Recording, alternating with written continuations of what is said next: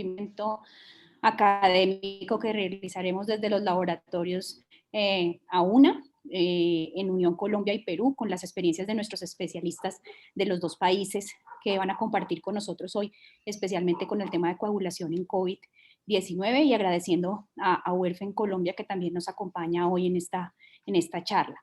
Ya para darle paso al doctor Cardús, nuestro moderador, y ser muy puntuales con nuestros tiempos, quiero decirles que estaremos realizando diferentes eventos durante el año y que es para nosotros un interés especial mantener una comunicación muy abierta con los médicos y estar actualizándonos constantemente desde el punto de vista del diagnóstico de laboratorio y por supuesto desde el punto de vista de los especialistas y las experiencias que tenemos en los países.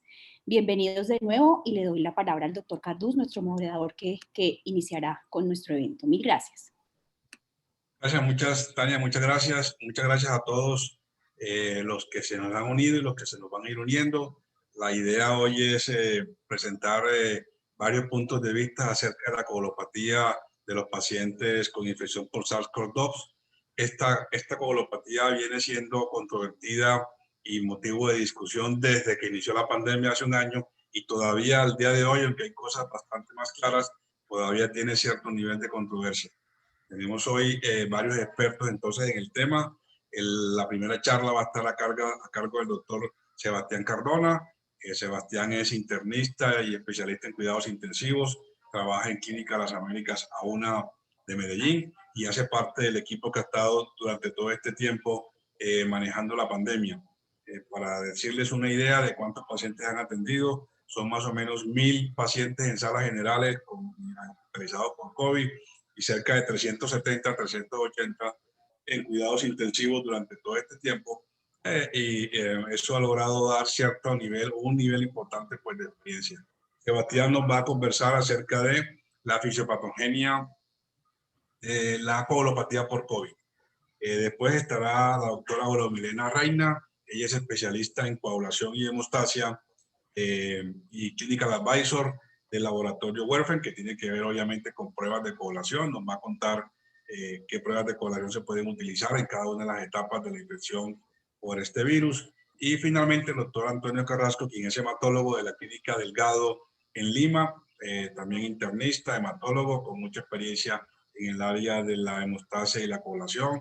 Es una de las personas que maneja en la Clínica Delgado todo lo que tiene que ver con el comité de terapia antitrombótica, profilaxis antitrombótica, y por supuesto ha estado comprometido, ha estado trabajando en conjunto con los doctores de cuidados intensivos en el manejo de antitrombosis y de coagulación de los pacientes con COVID.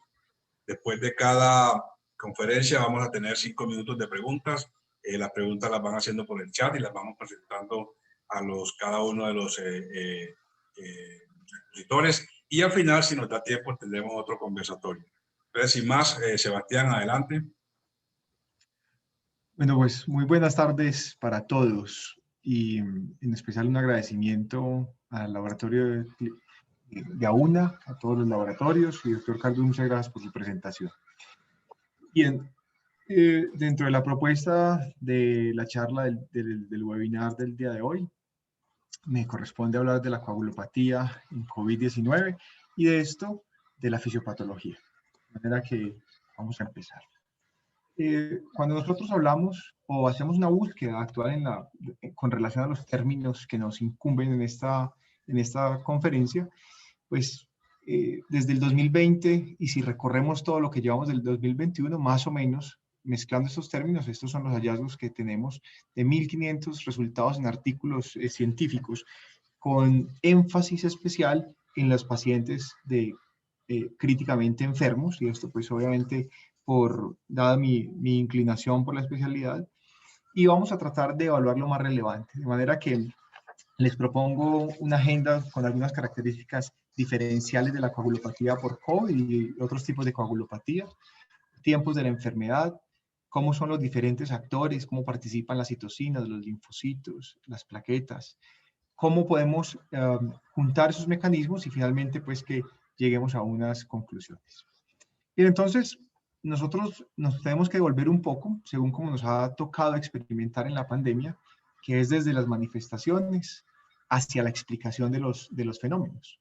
Y esto fue lo que empezamos a observar, a tener unos hallazgos que simulaban una coagulación intravascular diseminada de sepsis, pero con unos componentes de daño endotelial y de microangiopatía trombótica que se presentaban con una elevación aparte de la deshidrogenasa láctica y de la ferritina.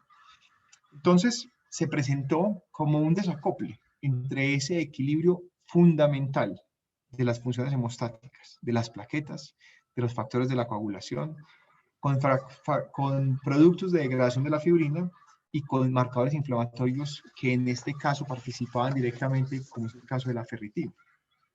Concluimos que se trataba de una coagulación intravascular diseminada de bajo grado, con un componente de microangiopatía trombótica a nivel pulmonar. Esto queda ya entredicho porque ya sabemos que no es solamente dentro de los pulmones que esto va sucediendo. Y se propuso, de alguna manera, que había una participación por tiempos, si lo pudiéramos llamar así, aunque esto era una mera forma esquemática de presentar lo que en realidad es una avalancha de reacciones bioquímicas. Y lo llamamos fases o escalas, simplemente, reitero, por cuestiones académicas. Pero no se puede olvidar que desde el punto de vista clínico, la participación de todos estos mecanismos puede llamarse a la vez. Y es importante notar que el conocimiento de las fases es lo que nos hace pensar en una o en otra posibilidad terapéutica de esta patología. Ya nos han mencionado muchas veces y trataremos de hacer un recorrido desde este punto que les señalo, que es la internalización del coronavirus a través con la participación de la enzima convertidora de angiotensina o del receptor. Entonces, inicialmente, aparece como un gran protagonista y vamos a ver que es el linfocito T. Y de entrada tiene una participación fundamental en la defensa, quizá una sobreexpresión que también viene marcada por una epigenética en diferentes formas de entender la entrada de un patógeno. Esto sumado que tenemos diferentes vías para explicar que tengamos citotoxicidad, fenómenos de citotoxicidad por unos linfocitos que prácticamente están enloquecidos, por llamarlo así. Y se ha visto que la proliferación aumentada y linfocitaria sin control hace que esa sobreexpresión de linfocitos también vaya a ir de la mano con una sobreexpresión del interferón. Entonces, aquí la activación entra el primer, llamémoslo, protagonista crucial, que es el macrófago. Y se explica ya una segunda fase de participación donde hay unos factores inmunes y trombóticos. Y podemos empezar a llamar esto como una patología inmunotrombótica o llamémoslo inmunotrombótica. Entonces, si hablamos de los inmunes, vamos a hacer relación a la interleucina 1, principalmente a la interleucina 6 y a los hemofagocitos. Y obviamente allí vamos a entender manifestaciones que es una hipersecreción de ferritina. Y si vamos hacia el otro lado, hacia los factores trombóticos, entonces vamos a encontrar un aumento importante del activador del plasminógeno y una actividad aumentada de la trombina. Todo esto se convierte en un caldo perfecto para la microtrombosis y para la disfunción endotelial y posteriormente para lo que vamos a llamar la disfunción mitocondrio-microvascular. Eso como primer punto. Ahora, si entramos a una segunda fase que la podemos llamar endotelial o endoteliopatía, que no solo va a haber un daño directo, no solamente es esa participación, sino que además es un enfurecimiento y así que está sin control contra muchos órganos de la economía corporal. Entonces, ya tenemos interleucina 1, tenemos interleucina 6, ahora se empieza a reclutar la interleucina 2 y el factor estimulante de colonias, de granulocitos. Y también entra a jugar un papel importante el factor de necrosis tumoral alfa. Ahora, para una sobreexpresión de esa propiedad inflamatoria, cae un poco el interferón que se debilita y es donde empezamos a configurar esa temida tormenta de citocinas de la cual ya hemos venido hablando de mucho tiempo para acá. Entonces ya esto es un descontrol casi que universal y la furia está representada en que hay mayor activación endotelial. Se reclutan más leucocitos, hay un aumento del fibrinógeno claramente establecido y del factor 8, que esto hasta ahora no lo habíamos escuchado previamente compartiendo una elevación con la trombina y salen a flote ahora los productos de degradación de la fibrina, donde encontramos a nuestro personaje, que es el dímero D. En este punto, la vasculatura pulmonar, que fue donde inicialmente se hicieron todos los estudios, ya está muy afectada, pero también hay vasculatura con afectación a nivel renal, a nivel cardíaco, y mucho cuidado con esto, y es la vasculatura intestinal, donde se pierde la capacidad de autorregulación del proceso de coagulación. De manera que esa sobreexpresión molecular, bioquímica, esa expresión pequeñita, allá en el fondo mismo de la fisiología de la coagulación, se expresará o determinará un desencadenamiento de una manera descontrolada en la formación de trombos. Y súmele que ahora tenemos dos nuevos jugadores, que ya habíamos mencionado previamente en la internalización del virus, pero lo tratamos aquí para entender el papel fundamental de la enzima convertidora de angiotensina y de la angiotensina 2. La enzima convertidora es esencial para el anclaje del virus, y la internalización no solamente, y eso es muy importante que lo tengamos en cuenta, a nivel pulmonar. En condiciones normales, esta enzima degrada la angiotensina 2 a angiotensina 1,7, y esto antagoniza los efectos de la angiotensina 2. El virus finalmente lleva a una expresión a la baja de esta enzima convertidora de angiotensina, y por ende la cantidad de angiotensina 2 va a estar aumentada. Y esto va a ser un factor clave también para el inicio de la cascada de la coagulación a través de otra ruta, que es el factor tisular. En esta gráfica, lo que pretendo es hacer un pequeño paréntesis para que miremos un poco más de cerca cómo es la participación, no tanto de la enzima convertidora de angiotensina, sino de la angiotensina como tal. Y todo esto para que entendamos que la unión de estos mecanismos fisiopatológicos, para que todos los podamos unir y no nos quede algo sin conectar coherentemente.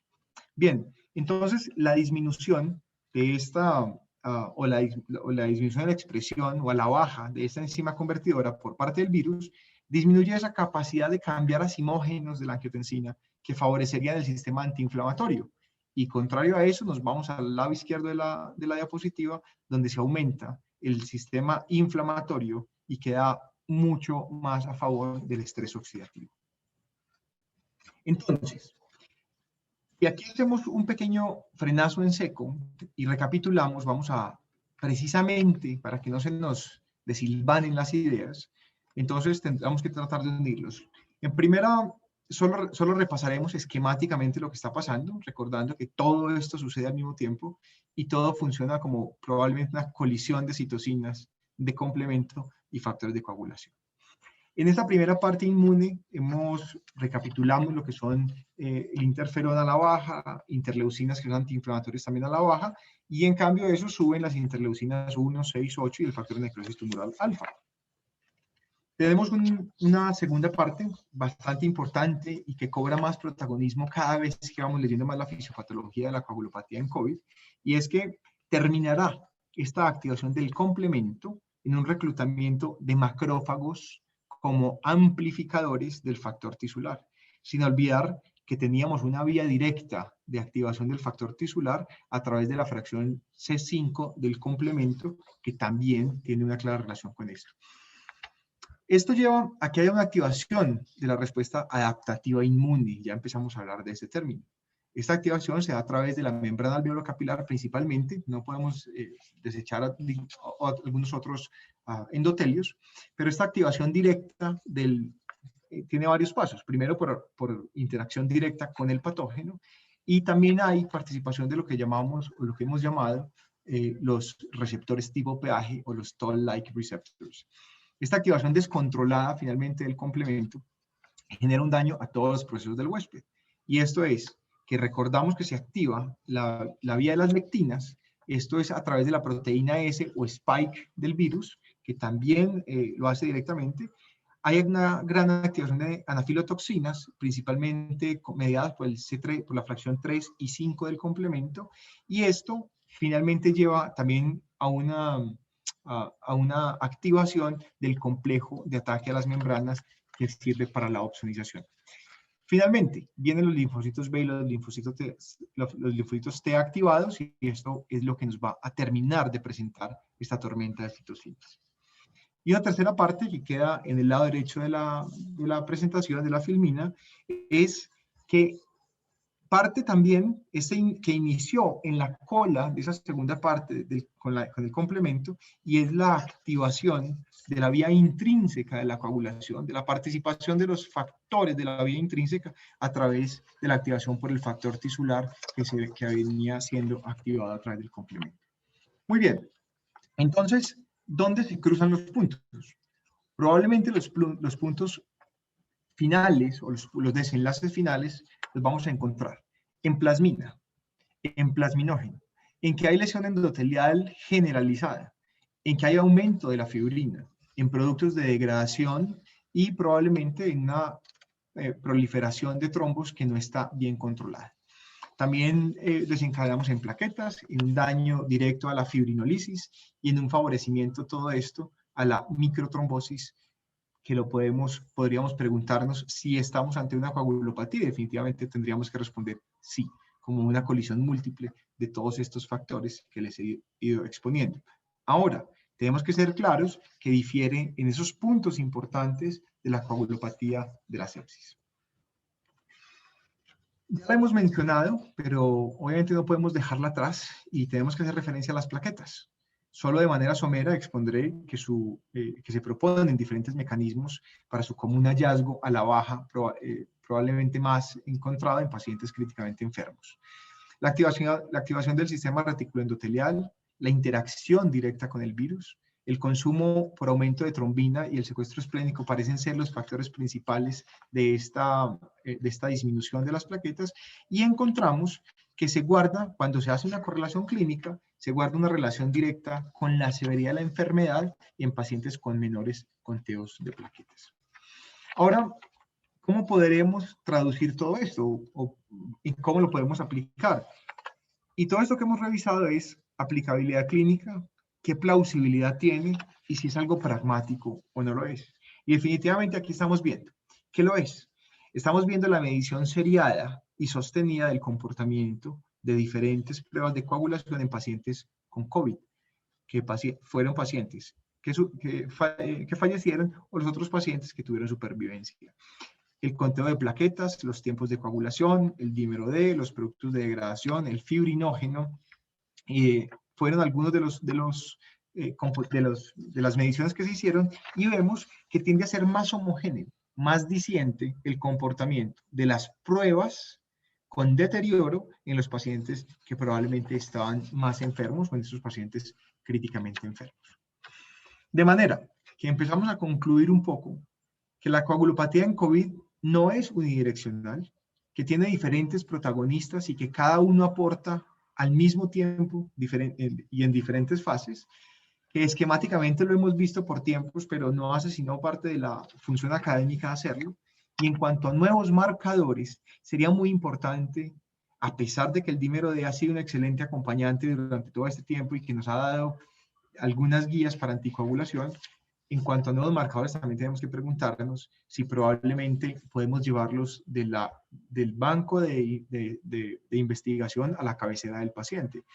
Y podemos hablar del TAT, que es el complejo de trombina, antitrombina, probablemente la utilización del complejo del inhibidor del plasminógeno con la unión a la plasmina, y la última sería la fibrina soluble, los cuales están pues en un proceso de investigación. Nos preguntamos para qué es todo esto, y tras esta revisión fisiopatológica, pues solo a modo de ejemplo, esto digamos puede ser cualquier estudio, pero ya se corren diferentes estudios con opción de tratamiento que nacen a partir del conocimiento y del entendimiento de la fisiopatología, es decir, cuándo se va a atacar el ensamblamiento proteico, cuándo se va a hacer inmunomodulación, cuándo se va a utilizar un medicamento anti-interleucina 6, por ejemplo, etcétera, etcétera. Todos esos temas de tratamiento, pues no los vamos a ahondar en esta parte de la conferencia, pero ya los colegas irán a tocarlos más adelante. ¿Qué podemos concluir en estos minutos? Concluimos que el efecto de las citocinas, esa gran tormenta de citocinas, ese estado de hiperinflamación, podemos llamarlo un estado de inmunotrombosis asociada a COVID, que el SARS-CoV-2 promueve un estado que genera o que es procoagulante, que no solamente es pulmonar, la vasculatura de toda la economía puede estar comprometida. Y empezamos a notar un importante rol del complemento que probablemente nos vaya a hacer preguntar si tenemos cabida para una inhibición específica de esto como una posibilidad de tratamiento. Diferimos en algunas cosas con la coagulopatía de la sepsis, esto es muy importante tenerlo presente y sobre todo la participación de la LDH y de la ferritina, y obviamente esperamos que haya una exploración de marcadores diferentes que nos ayuden a un mejor entendimiento de esta coagulopatía en COVID-19. Esto es lo que yo les quería compartir desde el punto de vista de la fisiopatología en estos 13 o 14 minutos, y pues que esto nos abra las puertas al entendimiento de lo que se viene a continuación con los colegas. Les agradezco mucho su atención. Gracias, Juan Sebastián. Mientras llega la pregunta por el chat, vamos a comenzar la discusión. ¿Qué se sabe al momento, después de un año de pandemia, en lo que revisaste, en lo que te ha tocado por experiencia, en por qué difieren tanto la respuesta inflamatoria de un paciente y otro? ¿Por qué pacientes que esperaría uno que tuvieran un COVID muy grave tienen un COVID leve?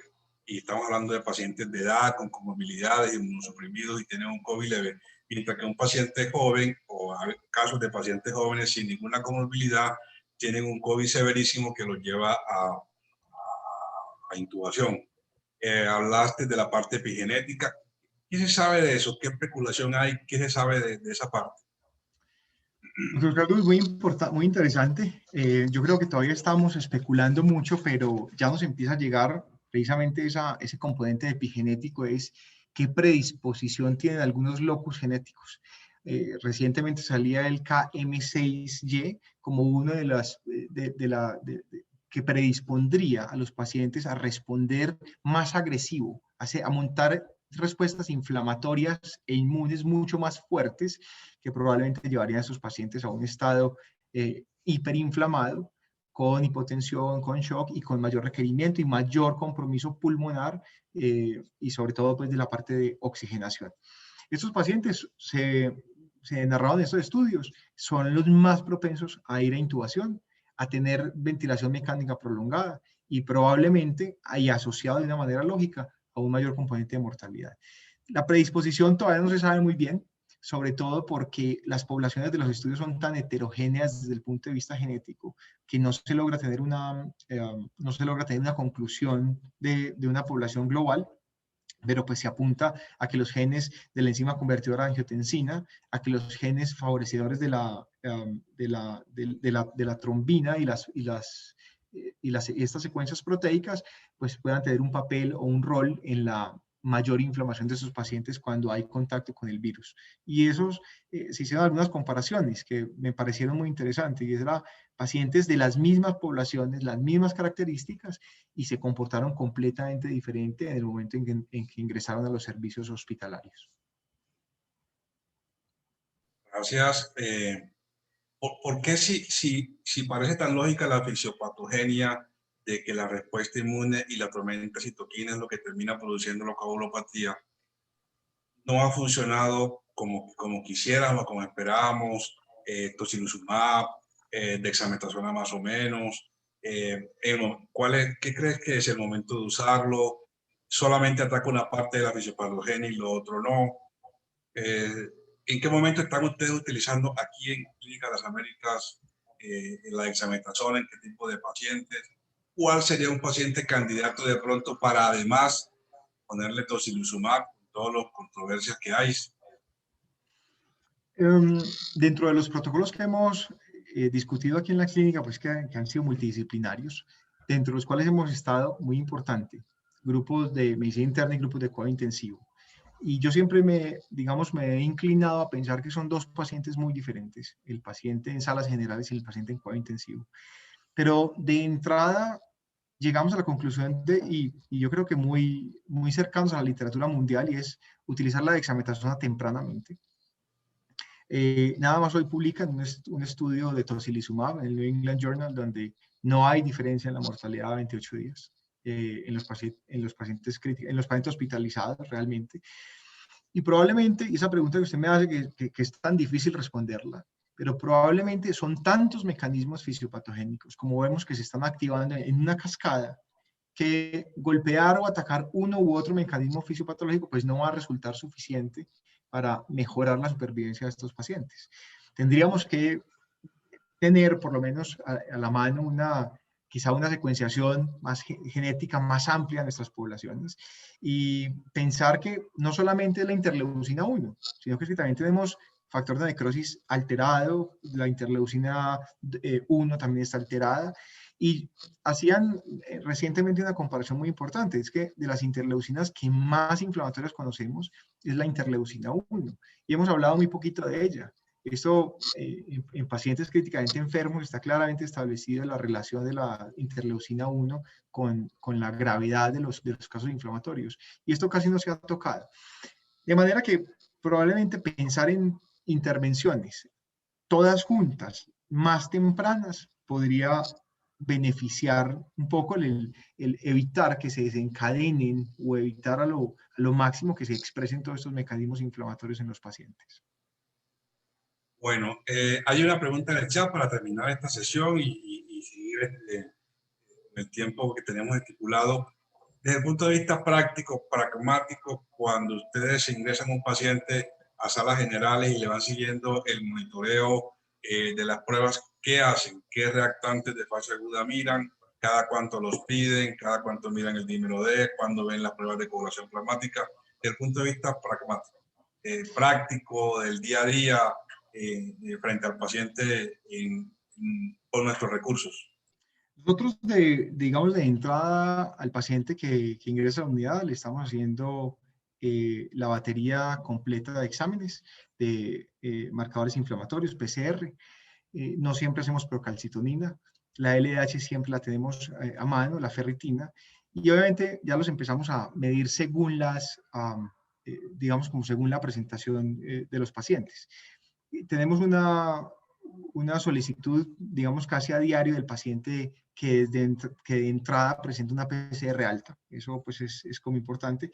Y el dímero D, la ferritina y la LDH las pedimos según se comporte como las primeras 24 a 48 horas. Esas primeras 24 a 48 horas son fundamentales. Si vemos un ascenso en el dímero D, entonces ya empezamos a pensar en aplicación de anticoagulación terapéutica. Lo hemos discutido en los protocolos, cuando estamos por encima de 3000 en nuestro corte, pues estaríamos hablando de anticoagulación, o cuando tenemos un aumento marcado en las próximas 24 o 48 horas. De manera práctica y de manera pragmática son los que utilizamos, PCR, LDH, ferritina, y en pacientes en que sospechemos sobre infección pues, bacteriana en este caso, hablamos del uso de la procalcitonina, y la interleucina 6 la hacemos cuando estamos sospechando precisamente esta respuesta inmune alterada, esta tormenta de citocinas. Por ejemplo, cuando vemos PCRs muy altos y no logramos tener ningún tipo de cultivos positivos, entonces echamos mano de la interleucina 6. Muchas gracias, muy amable Juan Sebastián por esta charla y por la consultorio ahora. Seguimos con la siguiente conferencia, está a cargo de la doctora Aura Milena Reina. Ella, como les conté, es especialista en hemostasia y coagulación y clinical advisor del laboratorio Werfen, que obviamente tiene que ver con pruebas de coagulación. Ella pues nos va a contar qué pruebas están disponibles en cada una de las etapas de la infección por virus SARS-CoV-2. Doctora Aura Milena, bienvenida, adelante. Muchas gracias, doctor Cardús, por su presentación, a los Laboratorios Las Américas y al Grupo AUNA por su confianza para esta conferencia y, bueno, por tener una idea importante ya después de un tiempo considerable en el que podemos no solamente compartir lo que nos reporta la literatura, sino también las experiencias, como mencionaba la doctora Tania en su presentación. Vamos a intentar unir un poco todas estas explicaciones fisiopatológicas que nos contaba el doctor Juan Sebastián en su presentación, a entender qué es lo que está pasando desde el punto de vista del laboratorio, específicamente en coagulación, y cómo todos estos patrones virales y de activación celular, de muerte celular, de estímulo de tantas expresiones a nivel endotelial, permiten que la coagulación pues tenga una activación importante, que es lo que vemos aquí, un poco la cascada ligada a toda esa fase fisiopatológica que ya nos explicaron, donde finalmente lo más importante es la grande cantidad de trombina que resulta en la conversión de esta activación descontrolada de la coagulación, y que produce pues la formación de estos fenómenos trombóticos a nivel pulmonar fundamentalmente. En este desbalance de la coagulación, la pérdida del equilibrio entre los factores de la coagulación de las sustancias procoagulantes y anticoagulantes, pues va a hacer que fundamentalmente tengamos unos pacientes que van a estar graves con unas coagulopatías muy severas, que pueden llegar al estadio más grave de toda esta enfermedad, que es la coagulación intravascular diseminada, con una masiva formación de coágulos, y esto llevará a que tengamos cambios hemostáticos importantes en los pacientes con unos marcadores o biomarcadores muy importantes como el dímero D, como los productos de degradación del fibrinógeno también, pues que denotan la esencia sobre esa masiva formación de fibrina. Toda esta respuesta inmune, que es bastante irregular, pues va a hacer que el endotelio tenga una participación importante per se, ya tiene una participación a nivel de la activación de la coagulación, con todas estas sustancias que también promueven de alguna manera una anticoagulación natural. Pues al tener este desbalance vamos a tener que tengamos unos efectores importantes en la coagulopatía.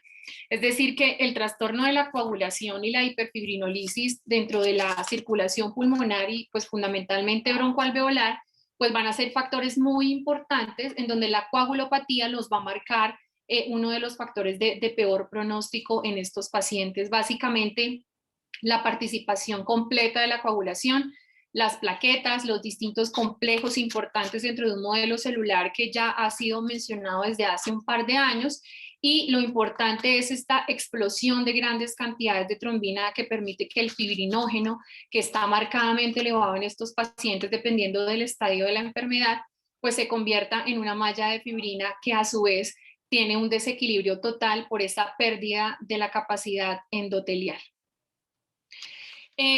La Sociedad Internacional de Trombosis y Hemostasis nos ha dejado ver el comportamiento de los marcadores en esta patología. En orden de importancia nos han hablado del dímero D, del tiempo de protrombina y del conteo plaquetario. Lo que nosotros debemos esperar en este tipo de pacientes es un aumento inicial del fibrinógeno, que es un aumento muy marcado. A la vez, como hay una exacerbada función de la trombina y de los mecanismos de hiperfibrinolisis, pues vamos a tener un marcado aumento del dímero D, que es uno de los biomarcadores más importantes en distintas situaciones clínicas para la toma de decisiones médicas importantes, y un aumento leve del TP-INR en principio, del TTPA.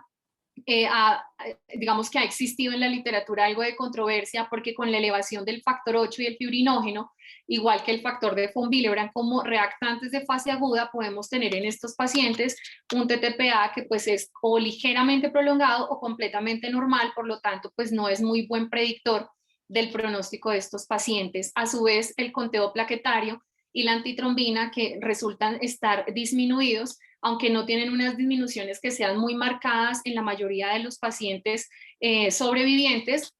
Se observan conteos plaquetarios, sobre todo disminuidos en los no sobrevivientes, pero a diferencia del SARS-CoV tipo 1, pues no estamos observando lo mismo en este virus. La Sociedad Internacional de Trombosis y Hemostasis, como les había mencionado previamente, digamos que ellos hacen como una evaluación de la estratificación de la admisión de estos pacientes COVID-19, sobre todo para el manejo de su coagulopatía, que pueden desarrollar, digamos que nos deja ver qué pueden desarrollar algunos de estos pacientes basados en una variedad de parámetros sencillos de laboratorio. Realmente no necesitamos de pruebas que estén fuera del alcance de la mayoría de los laboratorios, y nos recomienda en orden de importancia la medición para todos los pacientes COVID del dímero D, el tiempo de protrombina y las plaquetas. Esto puede ayudar nuevamente a que estos pacientes se pueda sobre ellos definir una conducta de admisión hospitalaria, de internación en las unidades de cuidado crítico, de monitorización, por ejemplo, de su condición, E incluso algo de la literatura menciona también sobre la decisión de la anticoagulación y el nivel de anticoagulación en estos pacientes. Hay otros marcadores de estado crítico como el fibrinógeno que nos ayudan ya en los estadios más graves para la coagulación intravascular diseminada y que puede estar marcadamente elevado, sobre todo en el día 10 a 14 posinfección, y también pues el reporte de la antitrombina. Así que básicamente nosotros conocemos pues una tabla de un score para 6D de la ISTH. Sin embargo, hay publicaciones en donde hay unas tablas ajustadas para 6D compensada y para una 6D descompensada o una 6D ya clínica, en donde las plaquetas tienen un papel importante con una DIR que ya está por debajo de los 50.000 y el incremento del dímero D, que puede ser un incremento fuerte o un incremento moderado, y esto nos va a permitir definir ese score en los pacientes. El fibrinógeno pues marcadamente elevado y un tiempo de protrombina que ya por encima de 6 segundos se va a considerar que tiene una puntuación que va a estar superior. Entonces mencionábamos algo de los factores pronósticos según el estadio de enfermedad, y aquí es básicamente dejarles el mensaje de qué es lo que nosotros deberíamos tener en cuenta a nivel de cada uno de los estadios. El doctor nos mencionaba las etapas y los estadios de la infección. Entonces, en este estadio inicial o estadio 1, el dímero D 1.5 veces por encima de ese cutoff o valor normal, entendiendo que hay una responsabilidad importante de los laboratorios de definir ese cutoff o de interpretar basado en un cutoff que también sea claro para los médicos, porque a veces se puede llevar a controversias. La literatura nos menciona distintas unidades para el reporte del dímero D y distintos puntos de corte, incluso que están un poco más hacia la exclusión del tromboembolismo venoso. Entonces sí es importante que desde el laboratorio apoyemos a nuestros médicos para poder hacer una adecuada interpretación de esta prueba. Encontraremos plaquetas y tiempos de coagulación completamente normales en ese primer estadio. En el estadio 2, que ya es nuestra fase pulmonar, un dímero D que está 2 a 3 veces por encima de ese valor normal, con unas plaquetas entre 100 y 150.000, y empezamos a ver una ligera prolongación del TP o del TTPA.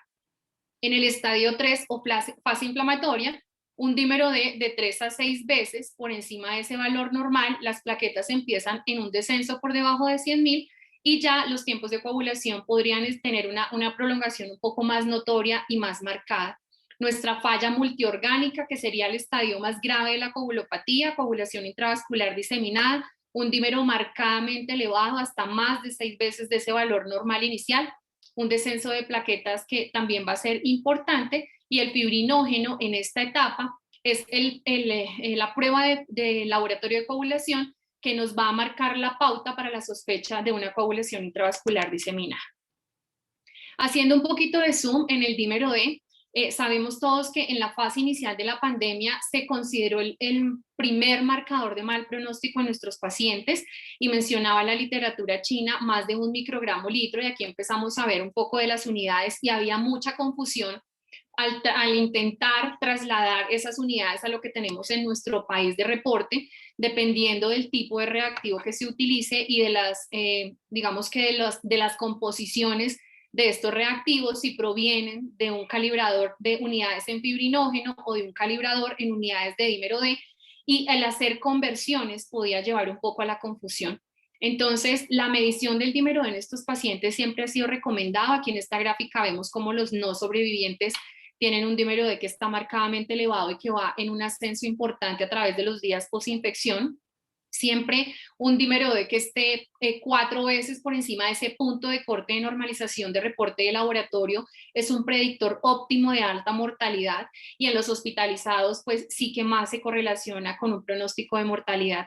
Dentro de los test de rutina que tienen los laboratorios en general y múltiples técnicas que podemos tener para su medición, pues podría ser el marcador temprano para mejorar digamos que las actuaciones clínicas y las decisiones sobre estos pacientes. En la trombocitopenia la mortalidad también ha sido descrita. Realmente los pacientes que tienen una mayor mortalidad son aquellos que están por debajo de 50.000 plaquetas, que suele ser raro en esta patología, a menos que sean los estadios más severos importantes, cerca del 92.1% de mortalidad, pero los pacientes que pueden llegar a tener unas plaquetas que están alrededor de los 150.000, pues van a tener, como ven acá en las gráficas, una mortalidad asociada a trombocitopenia muy baja. Esta mortalidad, por supuesto, va a disminuir a medida que aumenta ese conteo de plaquetas y pues los valores extremadamente bajos suelen no ser tan frecuentes. Estos mecanismos pues asociados a la infección ya el doctor nos los explicó claramente y es importante definir o tener presente ese cutoff para la clasificación de la trombocitopenia, pues basados en las recomendaciones que nos hacen las sociedades internacionales de trombosis y hemostasis. En cuanto a las pruebas de von Willebrand, que son unas de las pruebas que también se vienen mencionando en la literatura y que cada vez encontramos un poco más descritos alrededor de esto, encontramos que tanto el antígeno como la actividad del factor de von Willebrand se encuentran marcadamente elevados. De hecho, aquí en estas gráficas es un artículo que nos reporta sobre una comparación entre pacientes con púrpura trombocitopénica trombótica con una deficiencia de la AMS13 severa y comparado con pacientes COVID, llegaban a tener una pérdida de los multímeros de alto peso molecular en porcentajes muy similares a estos pacientes que hacen trombosis muy importantes. Entonces, el antígeno de von Willebrand tiene un rol esencial en la hemostasia y además que es un marcador de toda esa activación endotelial que ya nos dejaban ver, por lo cual lo podemos encontrar marcadamente elevado en COVID-19 de 3 a 7 veces por encima de su valor normal. En cuanto a la actividad, midiendo la actividad del von Willebrand basado en técnicas que usan o no ristocetina o otra técnica dependiente de plaquetas, pues nos va a demostrar básicamente esa capacidad funcional y siempre se va a elevar en concordancia con el antígeno. Entonces, si tenemos un antígeno marcadamente elevado, la actividad, por supuesto, también irá a estar elevada. El AMS13 en estos pacientes, pues que regula el tamaño de los multímeros a nivel plasmático, se ha encontrado unas deficiencias importantes y en algunos pacientes no tan severos con una moderada disminución. Como mencionaba el doctor, el factor 8 de la coagulación también, que circula anclado a ese factor de von Willebrand, promueve de manera importante un estado de hipercoagulabilidad y lo encontramos marcadamente elevado en COVID-19. Otra de las pruebas que ha tenido un poco de discusión es el anticoagulante lúpico. Digamos que la prevalencia en COVID se ha encontrado hasta el 85%, sin embargo hay unas condiciones especiales en donde no se ha reportado claramente una asociación entre la presencia de anticoagulante lúpico y las trombosis que tienen estos pacientes. Muchos de los pacientes a los que se les repite la prueba ya se encuentran negativos, lo cual hace pensar que sean anticuerpos que estén presentes de manera transitoria, pero sí algunos estudios mencionan que pueden apoyar tempranamente la decisión de anticoagulación. Hay criterios en las guías de anticoagulante lúpico de pacientes no COVID, sino lo que tenemos en la literatura para esta detección de este anticuerpo, en donde la persistencia pues, positiva de estos tres marcadores, que es el anticoagulante lúpico, las anticardiolipinas y la anti-beta-2-glicoproteína, pues deben estar confirmadas 12 semanas después de un hallazgo inicial. En este cuadro encontramos como distintos reportes de diferentes autores nos han dejado ver que han evaluado alguno de estos tres marcadores de anticoagulante lúpico y algunos no se evalúan en conjunto, otros no, digamos que tenían isotipos que eran presentes en cantidades bajas, otros evaluaron múltiples isotipos IgA que por ejemplo no hacen parte de estos criterios de las guías internacionales de anticoagulante lúpico, lo cual pues dificulta un poco la correlación entre el anticoagulante lúpico y el COVID-19. Sin embargo, que sí es importante destacar a nivel de laboratorio del anticoagulante lúpico y es que el panel de pruebas que se realicen sea completo porque es la dificultad que se ha tenido en estos reportes de anticoagulante lúpico en la literatura. Y es necesario hacer una prueba de screening y hacer una prueba confirmatoria, pero que nos cubran las dos vías de la coagulación, es decir, que el anticoagulante puede estar presente contra la vía del complejo protrombinasa a través del factor 10 de la coagulación o también se pueden dirigir desde la vía intrínseca de la coagulación aquí por este lado de la vía del PTT. Es decir, que si yo hago un veneno de víbora de Russell, pues solamente voy a evaluar una parte de la vía y me quedaría sin evaluar esta vía intrínseca de la coagulación. Por lo cual, acogiéndonos a las guías, evaluar las dos vías de la coagulación con dos pruebas diferentes y que cada una de ellas tenga una prueba screening y una prueba confirmatoria es como la mejor opción para poder descartar o no la presencia definitiva de anticoagulante lúpico. Las interferencias que podemos tener en estos pacientes, importante de tener en cuenta a la hora de querer hacer una medición de esta prueba, es que son pacientes que están en fase aguda de trombosis, vamos a tener interferencias importantes nuevamente por la elevación del factor 8 y el acortamiento del TTPA, que puede enmascarar la presencia del anticoagulante lúpico.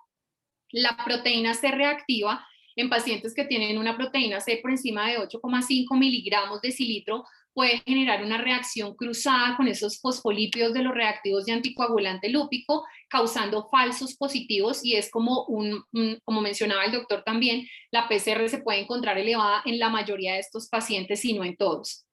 En pacientes anticoagulados se sugiere tomar la muestra 12 horas después de la última dosis. Puede causar resultados falsos positivos la anticoagulación en estos pacientes. Las interferencias van a estar presentes dependiendo de la prueba y la composición del reactivo. Hay algunos reactivos que tienen unas heparinasas que inhiben estos niveles de anticoagulación hasta una unidad internacional por decilitro, y pues serían ideales para medir en pacientes anticoagulados. Y en último caso, podemos utilizar una prueba de antifactor desactivado para medir los niveles de anticoagulante presente en estos pacientes y que idealmente estén por debajo de una unidad internacional por mililitro. Hay datos relevantes entonces para tener en cuenta en anticoagulante lúpico, y es que la incidencia es completamente elevada. Sin embargo, los perfiles de anticuerpos pues no se completaron, lo cual no permite estratificar el riesgo claramente. Muchos de los test no se repitieron para evaluar esa persistencia de la positividad que nos mencionan las guías, y por supuesto los testeos todos fueron realizados en la fase aguda de la enfermedad. Hay una evidencia alta solamente de anticoagulante lúpico, pero no de las anticardiolipinas o la antibeta-2-glicoproteína. La mayoría de los pacientes tenían perfiles de riesgo bajo. Los triple positivos, por ejemplo, son muy raros, y pues los criterios no antifosfolípidos, como una antiprotrombina, pues no agregan valor tampoco a la presencia y a su, digamos, su impacto en la trombosis de los pacientes. Los pacientes que requieren estas monitorizaciones de anticoagulación, digamos que es una de las actuaciones que ya de pronto el doctor nos va a dejar conocer en su experiencia de anticoagulación en Perú, pues es muy importante también conocerla en esta presentación, porque normalmente conocemos que se evalúan a través del TTPA. Sin embargo, la medición o la prolongación de ese tiempo de coagulación va a estar dependiente también de los activadores que tienen estos reactivos para PTT. Entonces es muy importante entender cuáles pueden ser las variaciones del rango según el reactivo de TTPA que se esté utilizando, y que idealmente esta medición se haga a través de pruebas que nos pueden dar un valor muy exacto y más preciso en este tipo de pacientes, como es la prueba de antifactor desactivado. La importancia está dada a que con esto se van a tomar las decisiones de aumentar o disminuir la anticoagulación, y esto podría incrementar potencialmente el riesgo de trombosis o el riesgo de sangrado en estos pacientes. Esta monitorización del anti-10A es muy importante también porque hay poblaciones especiales que pueden también presentarse en los pacientes que tienen COVID-19, como es la obesidad. Pues digamos que el ajuste al índice de masa corporal va a ser muy difícil para los médicos, por eso es importante la monitorización de laboratorio. Pacientes con insuficiencia renal, la población pediátrica también, que puede tener unos ajustes necesarios especiales porque tienen un mayor volumen de distribución. Algunas alteraciones de la coagulación que pueden estar presentes, como la deficiencia de antitrombina, que puede llegar a ser marcada en los pacientes, y esto va a permitir que la anticoagulación pues no vaya a tener el efecto esperado por una deficiencia de antitrombina. Y como mencionaba, la elevación del TTPA pues por causas diferentes como el fibrinógeno, el factor 8 de fracción, nos aportan un poco acerca de la monitorización tanto de heparinas no fraccionadas como de bajo peso molecular, los rangos ideales de anticoagulación, y pues también los nuevos usos del anti-10 activado para poder conocer el comportamiento de la anticoagulación en los pacientes y en estas poblaciones especiales, incluidas mujeres embarazadas y pacientes con cáncer. En resumen, las pruebas de hemostasia a considerar en COVID-19 serían entonces el dímero D, que va a estar elevado según el estadio de la enfermedad, etapa 1, 2, 3 o coagulación intravascular diseminada, Los tiempos de coagulación que pues estarán normales o elevados según el curso de la coagulopatía, las plaquetas en una trombocitopenia que va a depender del mecanismo y severidad de la enfermedad, en el factor de von Willebrand que puede estar muy disminuido, el anticoagulante lúpico positivo con una alta incidencia, pero tener en cuenta siempre la prueba que están solicitando y los factores interferentes que mencionamos, y el antifactor 10 como un control de anticoagulación de gran precisión en diferentes niveles de anticoagulación. Así que el laboratorio de hemostasia juega un papel importante en las estrategias diagnósticas de estas pruebas que son fundamentales para la identificación, la estadificación, el pronóstico y el monitoreo de los pacientes COVID-19. El soporte clínico que se puede dar a través de los reportes de laboratorio pues permitirán tomar esas decisiones clínicas sobre la hospitalización o el soporte que requieran estos pacientes, y pues más allá la responsabilidad a la contribución mundial de la gravedad y la predicción de la evolución de estos pacientes, los riesgos, los compromisos orgánicos, convirtiéndose en un aprendizaje mundial para todos los especialistas que están al frente del manejo de estos pacientes. Era todo lo que tenía para compartirles en esta noche. Muchas gracias por su atención y quedo atenta a cualquier pregunta que pueda resolverles. Laura, muchísimas gracias. Estamos un poquito cortos de tiempo. Hay una pregunta técnica en el chat y pregunta a la persona que si vamos a diagnosticar o vamos a hacer cualquier técnica para diagnosticar anticoagulante lúpico, debiéramos también conocer los niveles de anti-10 activado o hacer una técnica para detectar anti-10, pues los anticuerpos con la inhibición del 10 activado. Sí, si no conocemos si el reactivo tiene un inhibidor de la heparina que pueda estar presente en la muestra, lo ideal sería hacer una medición del anti-10A y garantizar que esté por debajo de una unidad internacional por decilitro para quitar la mayor interferencia presente. Muchas gracias. Hace mucho tiempo, cuando había menos tecnología, utilizábamos el tiempo de trombina para medir la acción de la heparina, por lo menos no fraccionada, y evitar todo este problema que tiene que ver con el TTP, por la hiperactividad del 8, etcétera, etcétera. ¿Tendría algún valor en este momento tiempo de trombina para monitorear a estos pacientes con mucha hiperactividad, con mucho 8 elevado, con von Willebrand elevado? Digamos que el tiempo de trombina podría ser una prueba más rápida desde el punto de vista del laboratorio. Sin embargo, puede estar afectada pues, por la anticoagulación y por la marcada elevación de la generación de trombina que está dado por la misma fisiopatología del virus. Entonces, el tiempo de trombina no sería una medición tan precisa en este momento para esa estimación. ¿Cuál es el tiempo de respuesta de un anti-10, de mirar la actividad anti-10? Si la muestra llega a las 8 de la mañana al laboratorio, ¿cuándo está el resultado? Pues doctor, mire que como usted mencionaba, el avance de la tecnología ahora nos permite tener una respuesta muy oportuna. Lo podemos incluir dentro de las pruebas prioritarias, casi que están como en las urgencias, y a las 2 horas perfectamente podemos tener una respuesta de un tiempo de anti-10A e incluso antes, dependiendo como de la protocolización. A veces se demora más la remisión de la muestra que el mismo análisis de laboratorio, que realmente los equipos son muy rápidos para esta medición y son muy precisos. ¿Puede hacer una prueba por prueba o hay que esperar que hayan 10 pacientes, 15 pacientes para hacer este examen? No, doctor. Se puede tener toda la disponibilidad de reactivos a bordo, son muy estables, y en el momento en que llegue la solicitud, tener todo a bordo para procesar el paciente de manera inmediata. Gracias. Si decidiéramos monitorear von Willebrand, nos interesa porque decidimos que lo vamos a tener como un target terapéutico, a ver si la anticoagulación no funciona o no. ¿Qué sería mejor, antígeno o actividad del von Willebrand con factor de eritrocetina? ¿Cuál sería mejor? Y la misma pregunta para si decidiéramos medir antitrombina, antígeno o una prueba coagulométrica, hablando de COVID, de la coagulopatía asociada a COVID. Bueno, en von Willebrand lo que se recomienda actualmente es que se haga la medición del antígeno y la actividad en paralelo. Sin embargo, si se tuviera que escoger una de las dos pruebas por términos, digamos, por efectos prácticos y aporte a lo que puedan ayudar en las decisiones médicas, el antígeno sería un marcador mucho más importante y estaría más elevado que la actividad.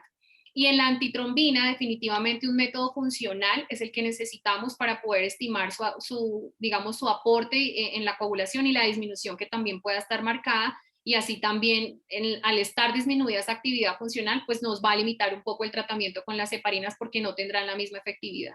Muchísimas gracias, doctora Aura, muy amable, excelente conferencia. Vamos a ver si tenemos, ojalá tengamos tiempo al final para hacer un conversatorio entre todos los expositores de hoy, todos los panelistas. Continuamos entonces con la siguiente charla, el doctor Antonio Carrasco. Doctor Antonio Carrasco es internista, hematólogo, trabaja en la Clínica Delgado en Lima, Perú. Hace mucho rato viene trabajando en el área de coagulación, tromboprofilaxis, coagulopatía en pacientes con sepsis, y entonces nos va a conversar sobre la experiencia en este centro con la coagulopatía de COVID y el tratamiento de esta coagulopatía, monitoreando pues el antidíaz activado. Antonio, adelante. Muchas gracias por la invitación, Amado. Estimados amigos, es un gusto participar con ustedes. Un poquito para explicar la experiencia que hemos tenido en nuestro medio, en Perú. En AUNA tenemos todo un programa que se instaló hace varios años en relación a la vigilancia de la trombosis y el sangrado. La trombosis y el sangrado son eventos permanentes que los tenemos, y lo que nosotros habíamos utilizado por un tiempo prolongado fue básicamente la evaluación del PADUA para evaluar nuestro riesgo de trombosis y el IMPROVE para evaluar nuestro evento del sangrado. Y así nosotros teníamos ya estrategias que más o menos hemos ido implementando durante todos estos años en relación a las dosis, y no necesariamente con heparina de bajo peso, sino también con heparina no fraccionada en relación a función renal. Esto lo comenzamos nosotros el año 2015, cuando la clínica apertura acá en Lima. Y AUNA en Lima tiene dos centros importantes. Uno que es el Oncocenter, le denominamos Oncosalud, que es la matriz donde es una clínica oncológica, y en Clínica Delgado. Y esta data que voy a presentar es un poquito para darles la idea de lo que nosotros hemos estado manejando en estos años en lo que es tanto la anticoagulación y las medidas preventivas para evitar sangrado en relación a las tablas que hemos cruzado con PADUA y IMPROVE. Obviamente habrá pacientes que tienen bajo riesgo de trombosis, bajo riesgo de sangrado, pues también los hay, todo lo contrario, alto riesgo de trombosis y alto riesgo de sangrado.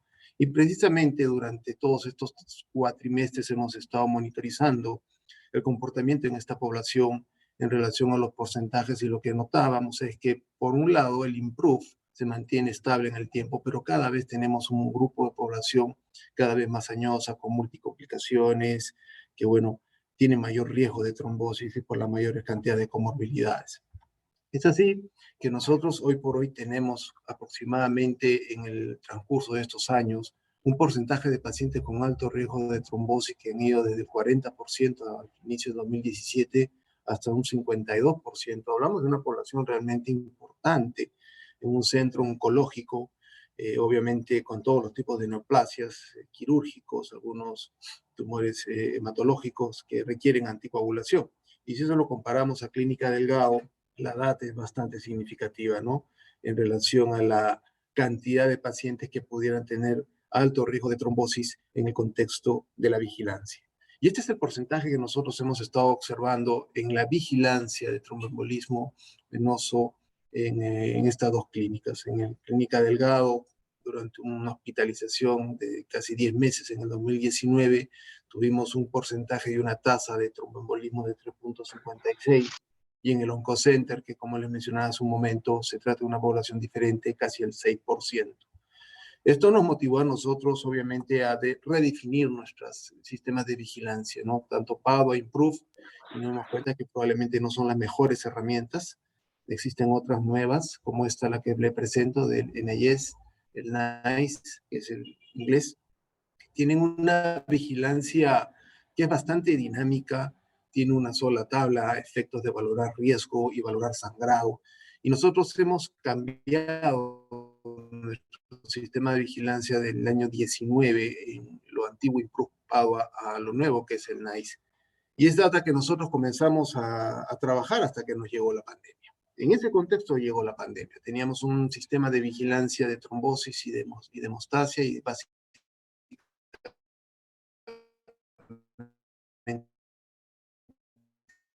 de datos que comenzamos nosotros a recolación. Los riesgos de trombosis es el de dar anticoagulación, era el mensaje al inicio de la pandemia. Y esta es una data del sistema de Mount Sinai en Nueva York, en la cual cerca de 2.770 pacientes al inicio de la pandemia, marzo, abril del año pasado, se veía claramente en rojo la mejor sobrevida de los pacientes con anticoagulación, tanto en el piso general, inclusive en los pacientes que eran sometidos a ventilación mecánica. Y eso motivó a que nosotros y muchos grupos comenzáramos a implementar nuestros sistemas de vigilancia y nuestros protocolos en COVID. Y ya aterrizamos en un protocolo tanto para las diferentes clínicas en Lima y a nivel nacional. En Clínica del Cabo manejamos a manera de un comité colegiado a nivel nacional, y el Zoom ayudó muchísimo con esto, y trabajamos este protocolo, está ahí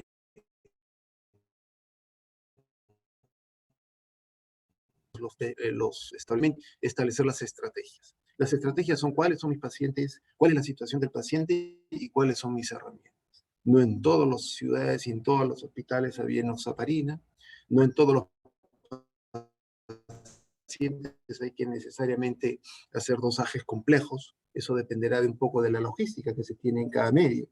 Y esta es la tabla que resume esa propuesta que nosotros dimos ahí a inicios de junio en relación a la anticoagulación profiláctica en verde, acá en un poco color amarillo, la anticoagulación en dosis intermedia, la anticoagulación a dosis plenas o la dosis terapéuticas. Y ahí nos dimos cuenta de varias cosas, que no necesariamente tenemos los mismos pacientes, el peso corporal es distinto en muchos pacientes, la función renal, la disponibilidad del medicamento, inclusive debo decir que probablemente le pasó a usted, la enoxaparina llegó a escasear en nuestros centros hospitalarios, porque todo el mundo compraba enoxaparina. Y también valorar la trombocitopenia. En algunos casos teníamos pacientes que ya se mencionó, las plaquetas hacia la baja y teníamos obviamente que anticoagular. Entonces, todas estas tablas resumen nuestras estrategias en relación a enoxaparina, heparina no fraccionada, fondaparinós e inclusive la clásica infusión de heparina con bomba de infusión y el monitoreo del TTPA. Esto es lo que nosotros trabajamos y obviamente comenzamos a hacer nuestra experiencia y teníamos que hacerle monitoreo. Antes de pasar a eso, una de las cosas que aprendimos en hematología desde los años 84, imagínense, era qué sucede con la heparina fraccionada, ¿no? Si bien es cierto, acá pueden ver en la parte inferior el peso molecular de la heparina, conforme la heparina va perdiendo peso y se va haciendo de bajo peso molecular, existe una subdivisión relevante de dos actividades conocidas en las heparinas. Se desdobla el anti-10A del anti-2A. Prácticamente el anti-2A desaparece y por eso nosotros tenemos que medir y ver la actividad anti-10A. Y quizás la mejor manera de evaluar una heparina de bajo peso es mediante valoración de la línea amarilla del anti-10A. Y para recordar dónde están estos elementos importantes de la coagulación, es el 10A que actúa sobre el 2A, la protrombina para las fases finales del pase de fibrinógeno a fibrina. Esto es muy importante porque obviamente inclusive cuando hacemos estrategias con el uso del pentasacario, que ya es una heparina extremadamente pequeña, pues prácticamente el anti-2A es inexistente y lo que principalmente queda es el anti-10A. Y después tuvimos la presencia de los nuevos anticoagulantes orales, ¿no? Rivaroxaban, Apixaban y otros, que obviamente al tener un efecto anti-10A también serían oportuno hacer un dosaje y una monitorización.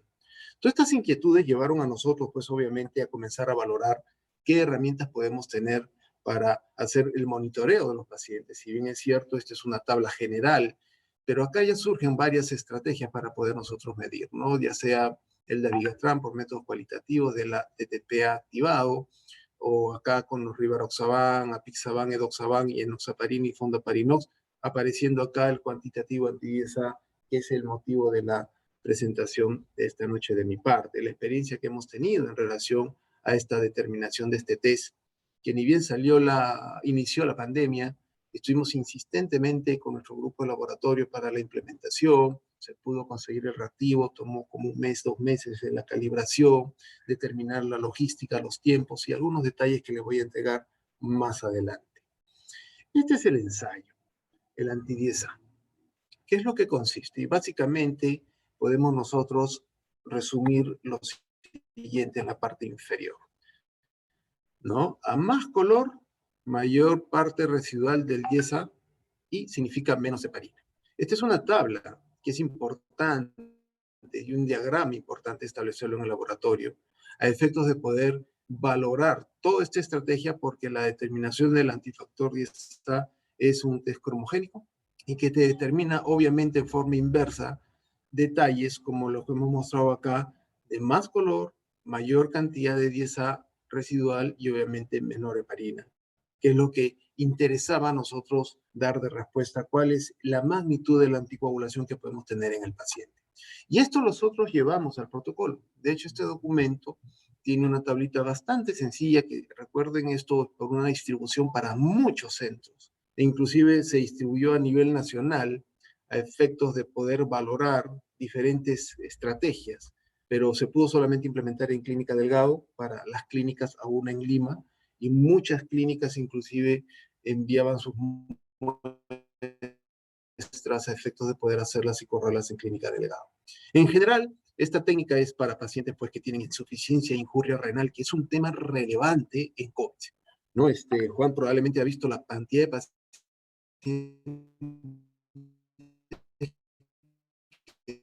que tienen nuestros centros de cuidados intensivos. Otro tema relevante es también el peso, tanto para pacientes por menos de 50 kilos y los pesos mayores, ¿no? Pacientes con 120, hemos tenido pacientes de 150, 170 kilogramos, en los cuales la anticoagulación debe regirse mediante una monitorización bastante estable y dirigida. E inclusive también algunos pacientes que tenían prótesis valvular mecánica, que inclusive teníamos que hacer un monitoreo a efectos de poder llevarlos a un nivel terapéutico apropiado. Esto obviamente, toda la valoración de este test lo presentamos en el protocolo, requería una evaluación por la especialidad, básicamente para efectos de ver pertinencia y ver la programación del test. Porque si bien es cierto, se podía solicitar por teléfono con cualquiera de los colegas, teníamos que básicamente darle los detalles, cómo hacer la prueba. Por ejemplo, es una prueba que tiene que la máquina está previamente calibrada, y nosotros tenemos que tener la precaución de que la muestra se debe tomar 4 horas después de la administración de la enoxaparina. Ya le voy a dar algunos detalles al respecto. Entonces, no es que le pongo la heparina y hago el dosaje, no. Existen protocolos a efectos de que 4 horas después de la toma de la administración de la última dosis de enoxaparina corresponde el procesamiento, e inclusive la muestra tiene que ser ya llevada al laboratorio en un equipo previamente calibrado y con personal del laboratorio, y que esa muestra debe ser procesada a la brevedad, y en 1 hora y media, 2 horas tenemos el resultado, tal cual fue una pregunta anterior del doctor Cardoso. Lo que nosotros hemos establecido para nuestra experiencia es, en base a tu protocolo, si quieres dar tú una terapia profiláctica o una profilaxis intermedia, dosis intermedia o una dosis terapéutica, son los datos que tenemos de anti-10A de 0,1 a 0,3, en un momento que hemos tenido pacientes con valor de 2 y hemos tenido pacientes con valor de 0. Y eso es una de las cosas que te permite esta técnica con un medicamento que es extremadamente, pero por las circunstancias, porque tienes plaquetopenia, falla renal, alto peso corporal, tú tienes que monitorizar necesariamente. Algunas consideraciones generales es obviamente lo que es característica de obesidad, función renal disminuida y embarazo. Otro dato, por ejemplo, ¿qué pasa con los pacientes que tienen hipertrigliceridemia? Tengan cuidado que aumente el valor. Y en pacientes con hiperbilirrubinemia, tengan cuidado porque el dato anti-10A puede salir bajo. Eso nos pasó en un caso. Esto te requiere una coordinación importante entre los clínicos, enfermería y laboratorio. ¿Por qué enfermería? Debe saber, por ejemplo, cosa sencilla, su dosis del paciente debe ser 8 de la mañana para que a las 12 del día se pueda hacer la toma de la muestra por laboratorio, para que a los siguientes 10 minutos llegue al laboratorio para que se pueda ser procesado y antes de la 1:30, 2 de la tarde tengamos el resultado para hacer los cambios respectivos. Adicionalmente, recordar que la muestra no es la primera dosis de enoxaparina y hago un dosaje a las 4 horas, no. La recomendación es en general la administración de la enoxaparina al menos 3 dosis, 3 aplicaciones a la misma dosis, y de ahí 4 horas después tú puedes hacer ya tu dosaje y tu determinación. La toma de la muestra debe ser en vena directa. Así le digo de frente a las enfermeras. No usen ningún dispositivo. No, pobrecito, está con mucho sangrado. No, no va a salir la prueba. Por CBC o por vías arteriales, PIC Light, no está bien. Tiene que ser una muestra directa y obviamente avisar al laboratorio que llega la muestra para el pronto procesamiento y monitoreo de la misma. Acá viene nuestra data. Esta es una data con COVID-19 en AUNA Delgado, con todo el comité que nosotros habíamos formado. Básicamente yo estaba un poco encargado en lo que era trombosis y hemostasia. Mucha data que recogimos en relación a dímero D, relación dímero D con otros marcadores, eventos trombóticos que sucedieron, que valgan verdades, no tuvimos muchos eventos trombóticos porque tuvimos cierta inclinación de dar la anticoagulación rápidamente, el uso de la enoxaparina y otras estrategias. Y en anticoagulación y circunstancias como diálisis, trabajamos mucho con el doctor León de nefrología, en el caso de sobrepeso, obesidad, con los colegas de endocrinología y el caso nuestro con todos los pacientes que necesariamente iban corriendo con plaquetopenia en relación a la progresión de la enfermedad. Nosotros hacíamos una monitoración de la anticoagulación en los pacientes con alto riesgo de sangrado, porque precisamente era en mayor complicación, que es lo que posteriormente se sugirió en las guías actuales, de desescalar un poco la anticoagulación porque el sangrado es mucho más relevante. Esta es la base de datos nuestras, casi 800 casos, que eso fue más o menos de abril hasta noviembre del año pasado, básicamente la primera ola de lo que atendimos. Yo recogí solamente 141 casos en los cuales tenía un dato del dímero D, que es lo que a nosotros nos interesaba evaluar, y dividimos dos grupos, ¿no? El grupo 0, aquellos que tenían un dímero D normal al ingreso a la clínica, y aquellos pacientes que tenían un dímero D mayor al ingreso a la clínica. Miren ustedes, un concepto sumamente sencillo, ver el dímero D al ingreso a la clínica. Este es el dato, por ejemplo, de los pacientes que atendimos en relación a masa corporal. El promedio estaba en 27.74 y teníamos un grupo importante, casi el 70% por encima de un índice de masa corporal de 25, y teníamos un grupo importante sobre un índice de masa corporal de 30, casi el 30% de los pacientes que eran hospitalizados en nuestra clínica. Y acá es una clasificación de interacción de factores, ¿no? Básicamente aquellos pacientes del grupo del dímero D bajo o normal y el dímero D alto en relación a edad, masa corporal, estancia hospitalaria, deshidrogenasa, transaminasas, fosfatasa alcalina, ferritina, PCR, dímero D, bueno, se repite, interleuquina 6, datos de ventilación mecánica, y cuando echamos un poco la estadística, vimos de que algunas cosas sí eran relevantes, ¿no? Obviamente mayor edad, mayor dímero D, el índice de masa corporal fue muy curioso, no nos fue positivo la relación, pero sí encontramos, por ejemplo, una relación inversa. El dímero D era los pacientes con índice de masa corporal menos de 25 tenían una cantidad un poquito más alta del dímero D. El otro que sí encontramos una relación fue deshidrogenasa láctica y otro las transaminasas, la TGP. El resto de otros factores que nosotros estudiamos no encontramos una relación. Y de este grupo de pacientes, que fueron 115 los que finalmente estudiamos, los cuadros clínicos fueron muy diversos. Tuvimos pacientes que inclusive llegaban al domo de la clínica y en pocas horas o máximo 1 o 2 días regresaban a sus hogares. Un grupo importante de pacientes eran hospitalizados, casi un 42%, y el ingreso a UCI, prácticamente la mayoría, ventilación mecánica, fue un 15% de esta población que yo escogí para hacer mi evaluación en el estudio. Básicamente, ¿qué vimos, no? Pacientes con dímero D bajo, el ingreso a UCI fue casi 15%, pacientes con dímero D alto, casi el mismo, pero sí lo que encontramos algunas diferencias en relación a interleuquina 6 y ferritina. Hacíamos un dosaje relevante a muchos pacientes de interleuquina 6, por ejemplo, vean rápidamente pacientes con dímero de bajo o normal, la interleuquina 6, 392, y con dímero de alto, 1450, y de igual manera la ferritina. ¿Qué es lo que vimos nosotros? Básicamente, trombosis diagnosticadas clínicamente. Tuvimos 7 casos muy importantes que tuvimos que resolver. La gran mayoría inclusive tuvieron desenlaces fatales. Tuvimos un caso con leucemia, por ejemplo, que tuvieron trombosis al diagnóstico y el caso fue muy complejo.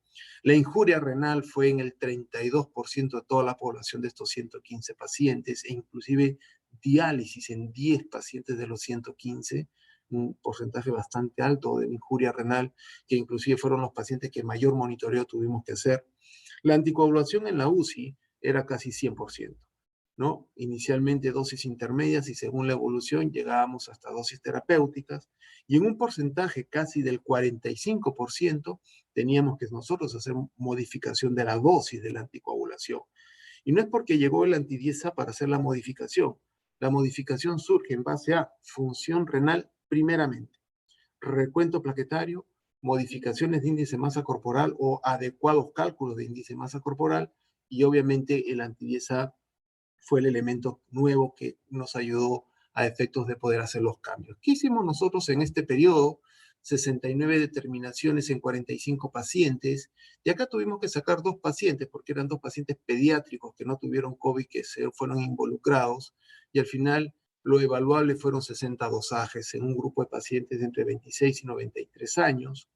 Tuvimos algunos pacientes de 93 años hospitalizados. En general, el rango era de 1 a 3 determinaciones por paciente y vean ustedes, esta es la distribución de dónde caía el anti-10A en todos estos 60 dosajes que se hicieron, siendo aproximadamente la mediana 64, la media 64 y la mediana 58. Pero esta es una generalización de la data. Pero lo importante es, vean ustedes, de que hubieron un grupo de pacientes importantes que se salieron de un anti-10A seguro, porque sin duda en este grupo de pacientes no los tuvimos a suerte, el riesgo de sangrado es mayor. Y obviamente esto lo tuvimos que estratificar en relación a las estrategias. En pacientes que tuvimos en heparina de bajo peso macular profiláctica, tuvimos 16 determinaciones, en dosis intermedia 10 determinaciones y a niveles terapéuticos 34 determinaciones. Vean ustedes acá en dosis profiláctica, la media 0,23, bastante cercana a lo que queríamos, pero teníamos pacientes que se escapaban a la dosis que nosotros queríamos, al nivel que queríamos lograr. Pacientes con dosis intermedia, tuvimos acá 9 pacientes y 10 determinaciones. Estas determinaciones, estos niveles estaban en un promedio de 0,48, pero tuvimos algunos pacientes con niveles muy bajos y obviamente estos pacientes tenían que ser corregidos hacia el incremento de la dosis de la enoxaparina y también algunos pacientes que estaban un poquito más elevados de lo esperado. Lo que sí tuvimos bastantes cambios fue en los pacientes que estaban ya con una terapia con enoxaparina a niveles terapéuticos. Uno espera que la anti-10A en el grupo estudiado esté entre 0,5 y 0,7, sin embargo, la mediana estuvo en 0,86, o sea, estaba un poquito elevado. Y un grupo importante de pacientes tenían valores bastante altos, y esto a veces se correlacionaba principalmente con injuria renal. Entonces, esto de la injuria renal motivaba rápido cambio del nivel y dosis, o a veces suspensión de la enoxaparina en relación al valor de creatinina y la depuración de creatinina calculada, que era un ejercicio permanente en los pacientes en cuidados intensivos. Esto es una situación que se ha visto relevante en COVID, y esta es una experiencia en el Reino Unido en la cual se puede observar de que buscar un anti-10A on target en cuidados intensivos es sumamente complicado. Esta es una experiencia del grupo de Liverpool, que por ejemplo ellos muestran en 20 pacientes en unidad de cuidados intensivos, tenían que los niveles anti-10A a nivel profiláctico solamente en uno de los 20 pacientes estaba on target. Uno de 20.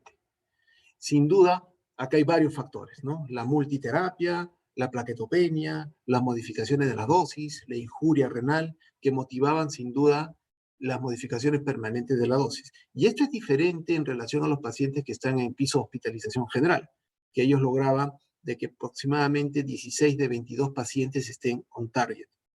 De manera que nos dice que si en algún lugar es importante hacer dosaje y determinación y hacer modificaciones de la dosis, es en los pacientes críticos, donde mayor problema de injuria renal hay.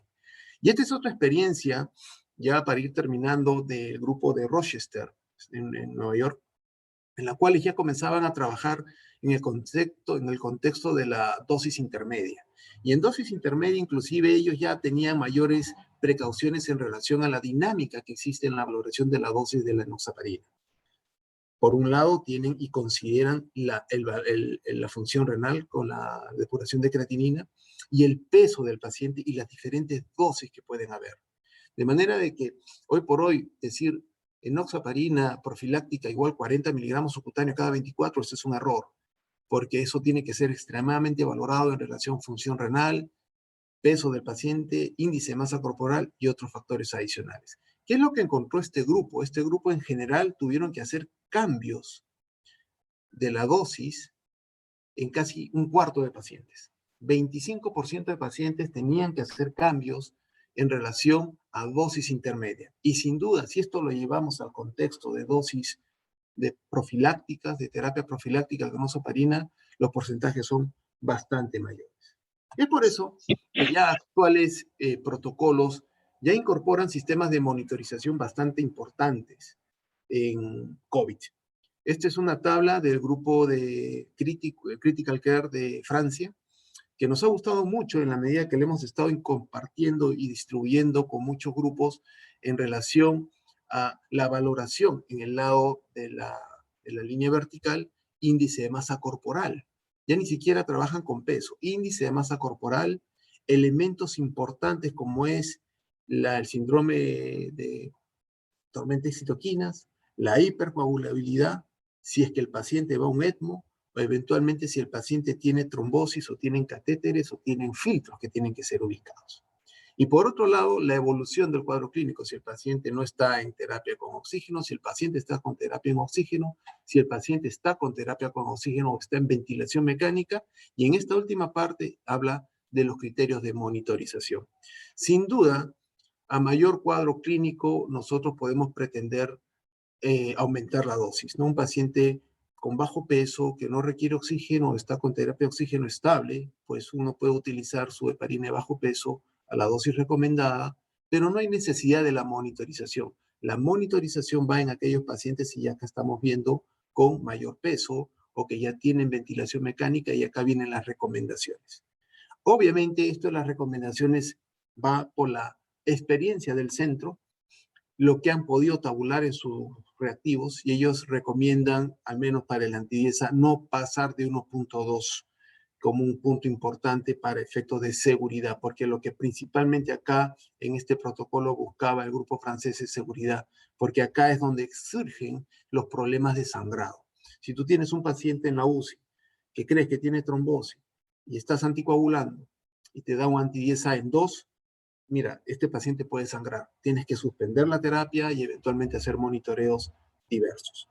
De igual manera, pacientes con un poco más de complicación e intervencionismo, como ya puede ser la hipercoagulabilidad con gran cantidad de dinero D o en respuesta a citoquina inflamatoria o en ECMO, también las recomendaciones en relación a la monitorización de la antidiesa. Esto inclusive ha sido un punto que ya la Sociedad Americana de Hematología y otros grupos ya han visto. Se ha observado que en los pacientes críticos, ¿no? Pacientes que tienen anticoagulación a manera de terapia, altas dosis, si se quiere decir, la mortalidad es mucho mayor en relación a los pacientes que pueden tener una profilaxis estándar o terapéutica.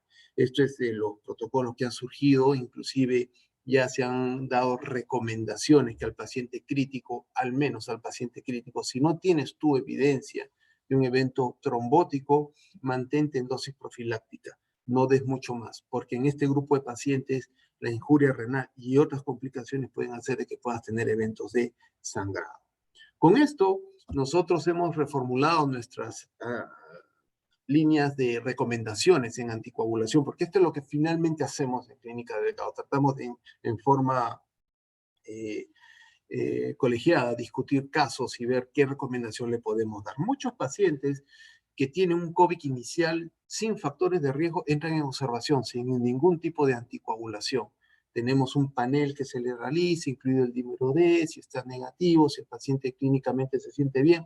El paciente inclusive entra a vigilancia por algunas horas, se da recomendaciones y pasan al sistema de vigilancia remota. Muchos de ellos ya ni siquiera tocan el piso y a muchos de ellos ahora ya no les damos la anticoagulación como en algún momento eran algunas recomendaciones. Esto cambia si el paciente está con un COVID inicial y tiene factores de riesgo. Y lo que hemos identificado como factores de riesgo son básicamente 3. La pobre inmovilización, si el paciente tiene cáncer, ¿no?, que es uno de los problemas serios que hemos tenido en el grupo de pacientes, o el paciente tiene antecedentes de una enfermedad tromboembólica venosa o arterial. En ellos estratificamos nuestras medidas para efectos de la anticoagulación profiláctica. ¿Qué sucede si el paciente ya salta a un COVID moderado? Obviamente, muchos de ellos hospitalizados con oxígeno, podemos nosotros ir a dosis intermedias o dosis profilácticas en relación, obviamente, a los antecedentes que pueden tener.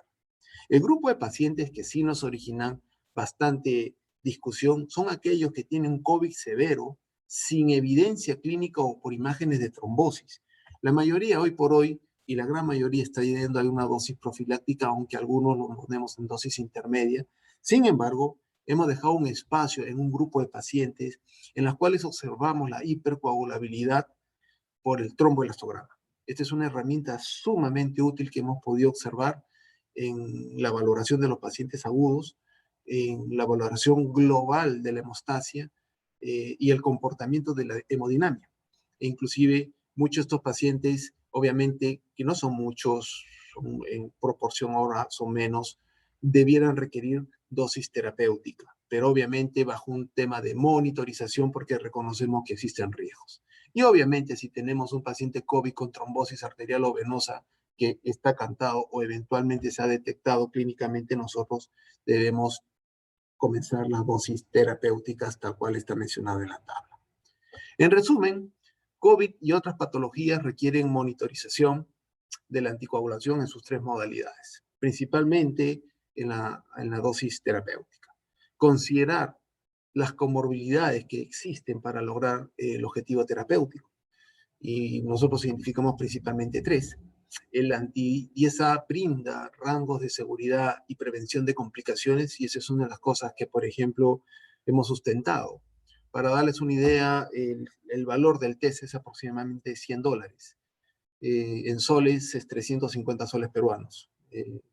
Habría que hacer el cálculo en pesos colombianos, pero lo que interesa es prevención, es lo que le decíamos a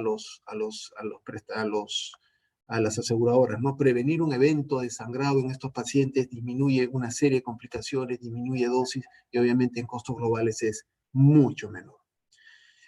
Hay que hacer una coordinación de equipos y tiempos. Esto es importante porque nosotros lo hemos más o menos protocolizado de la siguiente forma. Los días martes, jueves y sábado, repito, martes, jueves y sábado, temprano por la mañana, nuestras colegas de laboratorio reciben datos si es que va a haber dosajes para tener preparado el equipo para que a las 12 se tome la muestra. Y si está en la misma clínica, perfecto. Y si es una clínica cercana, bueno, poner y avisar el sistema de transporte. Y también, por otro lado, avisarle a los clínicos y al personal de enfermería que la dosis debe ser administrada a las 8 de la mañana. Eso nos ha funcionado bastante bien y de los casi 69 casos que hemos tenido, salvo un caso se nos complicó, han resultado teniendo la información a la hora y media de llegada a la muestra al laboratorio, porque ya llega con el personal preparado. Eso trabajamos mucho con el doctor José Lagos, llegamos con el equipo calibrado y te puede dar un resultado apropiado. Los factores de riesgo que requieren monitoreo de la anti-ISA es lo que habíamos mencionado, el peso alto, bajo, injuria renal, gestantes, hemos tenido algunos pacientes gestantes que hemos hecho, neoplasia activa, en el grupo pediátrico hemos tenido un caso en pediatría que hemos hecho hasta 6 determinaciones y básicamente porque teníamos que ir hacia abajo por la interacción que tenía el paciente con la función renal y también la plaquetopenia. Y en fin, la anticoagulación terapéutica con COVID requiere monitoreo. Por mucho tiempo decíamos que la anti-ISA es una prueba no accesible. No es así.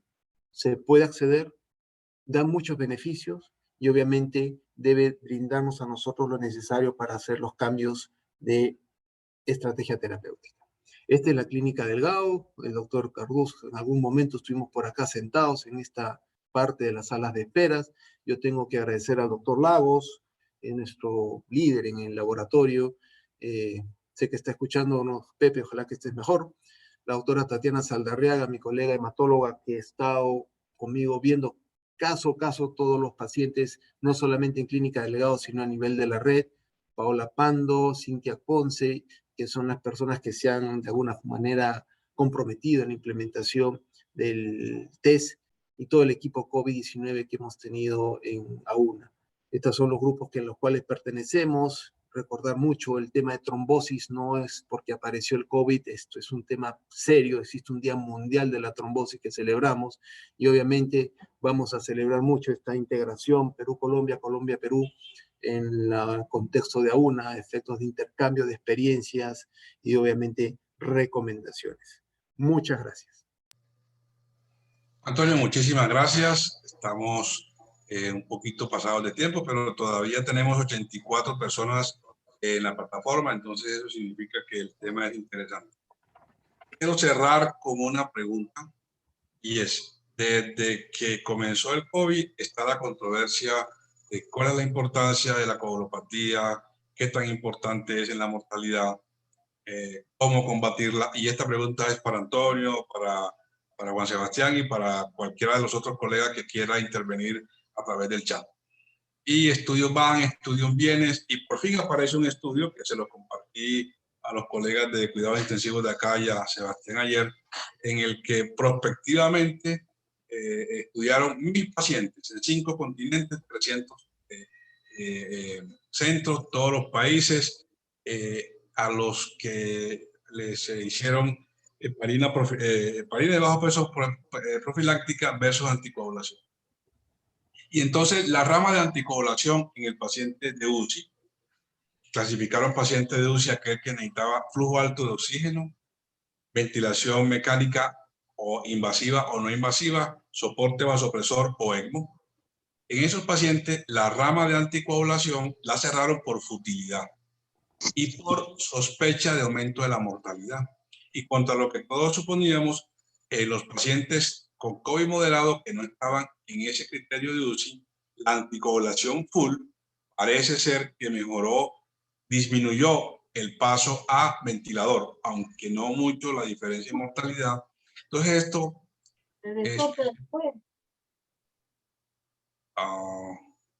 es un estudio que en este momento es un hallazgo preliminar, no está publicado, pero sí está ya presente en las redes, presente en la misma guía de ASH, lo cita. ¿Cómo analizamos, cómo revolvemos esto? Rebobinamos, volvemos a pensar, porque es que es un estudio muy grande. De hecho, el estudio más grande de anticoagulación en COVID, tal vez el único prospectivo, y ese estudio muestra que la anticoagulación full en pacientes en UCI no sirvió, e inclusive hubo tendencia a que fuera perjudicial, mientras que la anticoagulación full en el paciente moderado disminuyó el número de pacientes que fueron a soporte ventilatorio. ¿Cómo rebobinamos? ¿Ustedes qué piensan? ¿Por qué está pasando esto? ¿Ustedes creen que se justifica que comencemos a anticoagular más temprano y el que llegó a UCI, para qué se va a anticoagular? Sebastián, quisiera escuchar tu opinión, a ver qué opinas al respecto. Doctor Cardús, esa base de datos que usted nos presentó, que la habíamos compartido y que es un análisis interino, y yo comparto de esas 3 plataformas que el doctor Cardús hace mención. Yo logré bajar 2, la tercera fui incapaz de bajarla. Lo que pasa es que, a mi parecer, y esa dosis de anticoagulación plena que hablaban ahí, pues básicamente era por el peso en los dos que logré bajar. Y la otra cosa era la monitorización, primero no la supimos, y lo otro que yo no logré dilucidar bien eran las tablas 1 de cada una de las poblaciones. Me parece que sí hay que anticoagular más temprano. Yo siempre he estado más a favor de esa posición. Probablemente, si este estudio nos está diciendo que hay una manera de lograr evitar el paso a la ventilación mecánica, si además logramos el control de la trombomodulina, el control de la inflamación por propiedades antiinflamatorias que se le han descrito a la heparina. Pues yo creo que la tendríamos que utilizar más temprano. Ahora, la pregunta es, esos pacientes que se analizaron y que con el 98% de seguridad hablaban de futilidad en la anticoagulación plena en paciente de cuidado intensivo, era qué tan enfermos estaban. Porque para mí resultaría también lógico pensar que esos pacientes que se anticoagularon pleno lo requerían y probablemente eran los pacientes más enfermos. O sea, se les mezclaba insuficiencia renal, probablemente la vasculatura intestinal también estaba sufriendo. De manera que todo eso hacía a mi modo de ver, hace un desacople fisiológico y los puntajes SOFA en esos pacientes que nosotros vemos son mucho más altos en la medida en que estos pacientes van adquiriendo trombosis. De manera que dos cosas, me gustaría primero conocer bien esas poblaciones, es decir, qué características tienen esos pacientes de población crítica, y segundo, yo estaría a favor de una anticoagulación más temprana que ojalá nos permitiera o nos evitara de alguna manera pasar pacientes a cuidado intensivo, si eso nos ayudara a hacerlo. La cuestión es, ¿tú crees que se justifica sentarse ya a pensar eso? Sentarse ya a cambiar un poquito el paradigma. Como todos sabemos, esta es una comunicación preliminar que todavía no ha pasado por un peer review, pero precisamente la hicieron pública por lo trascendental de la información. Es decir, que contra lo que esperábamos, los pacientes de UCI no se beneficiaron de anticoagulación plena, mientras los que no estaban tan enfermos sí. ¿Se justifica que repensemos eso? Y también hay una pregunta para Antonio. Yo creo que sí, doctor, nos toca estar repensando todos los días. Sobre todo porque lo que más me sorprendió es lo que ellos publican como una capacidad de predicción de futilidad. Están diciendo probablemente en el 98%, con seguridad en ese 98%, esto va a ser fútil. O sea que yo sí creo que tenemos que sentarnos a pensar en qué momento va a ser temprana la anticoagulación. Y lo otro más importante es como esa tercera población que ellos mencionaban ahí, es ¿qué hacemos con el paciente que pasa a UCI? Porque entonces cambia la característica del paciente que viene no tan enfermo y se deteriora, ¿de acuerdo? Con esos pacientes probablemente mantener la anticoagulación o, si no hay evidencia de ningún evento trombótico agudo, pues por lo menos retirarla. Antonio, ¿qué opinas? Yo tengo varias opiniones ahí encontradas. Primero un estudio hay que hacer una disección del estudio. Y cuando uno ve el endpoint de ese estudio o de esa propuesta de futilidad, te das cuenta que es un endpoint bien complejo, muy complejo, y que probablemente no responde a nuestro contexto de regular terapia que nosotros tenemos en el día a día. Si bien es cierto, un paciente en UCI hemos tenido que hacer modificaciones permanentes en relación a la dosificación, eso te da claramente a entender el paciente en UCI con COVID es muy complejo. Modificaciones renales, modificación en las plaquetas, lo hemos repetido permanentemente, y obviamente requiere monitorización. Yo creo que una respuesta a esa pregunta será, pues, si el paciente está apropiadamente monitorizado. Porque si nosotros vamos a decir, si por altas dosis los pacientes han sangrado más, pues obvio, ¿cómo no lo has monitorizado? En un contexto, y eso lo ven ya en el grupo francés y en el grupo europeo, en Argentina lo hacen regularmente. La monitorización de la enoxaparina y cualquier antidiesa debe ser permanente a efectos de observar eso. Yo creo que es un punto importante en relación a lo que se ha propuesto en relación a este estudio de una casi doble mayor futilidad que puedas tú tener un evento marcado, pero cuando uno evalúa el estudio probablemente no es así. ¿Qué motivó eso en la experiencia acá en Perú?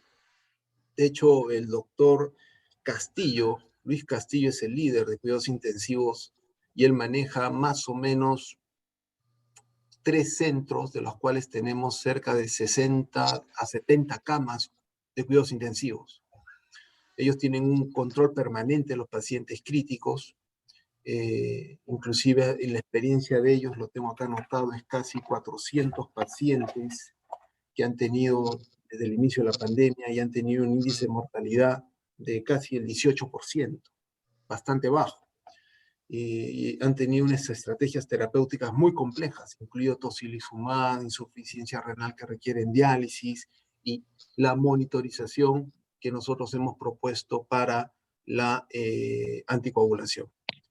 Yo creo que debe ser una anticoagulación inteligente, una anticoagulación que debe ser personalizada. Esto no es un grupo que todos los que entran a la UCI hay que darle esta dosis, no es así. Creo que la anticoagulación personalizada te va a permitir a ti evitar complicaciones en grupos de pacientes que lo ves y no dejar de brindarle la opción terapéutica de pacientes que lo tienen. Hemos tenido pacientes con hemodinamia compleja y cuando hemos hecho el tromboelastograma tomamos la decisión de anticoagular por una gran hipercoagulabilidad que se puede observar en el paciente, dímero de volando, fibrinógeno altísimo, plaquetas bajas, etc. Y en ellos hemos tenido resultados favorables, pero monitorizando. ¿Y qué es monitorizar? Ver las dosis que podemos acompañar al paciente para no tener complicaciones. Yo creo que los estudios nos dicen algo, ¿no? Monitorea, el estudio te dice algo, sé inteligente dando tu estrategia terapéutica, y sin embargo, en UCI no podemos deber de que al menos los pacientes deben tener una dosis intermedia, y el grupo de pacientes que lo requieren puede subir la dosis. En los pacientes que están críticos, no en UCI, ahí la cosa es interesante, porque precisamente ahí lo que hemos visto es de que un grupo importante tiene dosis intermedia o dosis terapéutica, y en ellos no necesariamente hemos visto muchos cambios de dosis, la mayoría mantiene, y creemos que ahí es básicamente porque la integridad de la función renal y la integridad del valor plaquetario te permite a ti mantener la dosis y saber que eres más estable en relación a la dosis que le estás dando. Los pacientes que sí son ambulatorios o que están pocos días en nuestro centro, obviamente en ese grupo de pacientes, inclusive ya estamos valorando otras estrategias, ¿no? Que aún no han sido demostradas, el uso de los nuevos anticoagulantes orales, evitar de dar más de 7 días en algunos pacientes, y básicamente ahí lo que hemos hecho es reforzar nuestro sistema de vigilancia remoto. Son pacientes que van a la casa y por telezoom se les hace las consultas y vemos algún tipo de complicaciones. Yo creo que el mensaje es anticoagula de manera inteligente. Esa es mi opinión. Bueno, muchas gracias. Estamos bastante pasados de tiempo. Creo que vamos a terminar y le doy la palabra a la doctora Tania para hacer la despedida de esta actividad. Tania, adelante. Doctor, muchas gracias a ustedes por su participación, al equipo de Perú, muchísimas gracias, al doctor Lagos, al doctor Carrasco por compartir sus experiencias, son muy importantes para nosotros también, al doctor Juan Sebastián y por supuesto al doctor Cardús y a Alba que nos acompañaron hoy contándonos todas sus experiencias y con unas charlas realmente muy interesantes y muy importantes. No resta sino agradecerles especialmente su participación a todos los asistentes y contarles que, como les dije al comienzo, estaremos realizando charlas académicas frecuentemente porque nuestro interés es mantener un proceso de actualización permanente, y el laboratorio pues tiene disponibles desde Perú y en Colombia también un portafolio de pruebas de coagulación muy completo que nos permite atender estas demandas, esas necesidades del proceso médico en el caso COVID y los demás. Muchas gracias y feliz noche para todos, muy amables. Gracias a todos, hasta luego. Muchas gracias. Muchas gracias. Buenas noches. Gracias. Hasta luego. Gracias, Juan. Gracias, Amado. Gracias, Tania.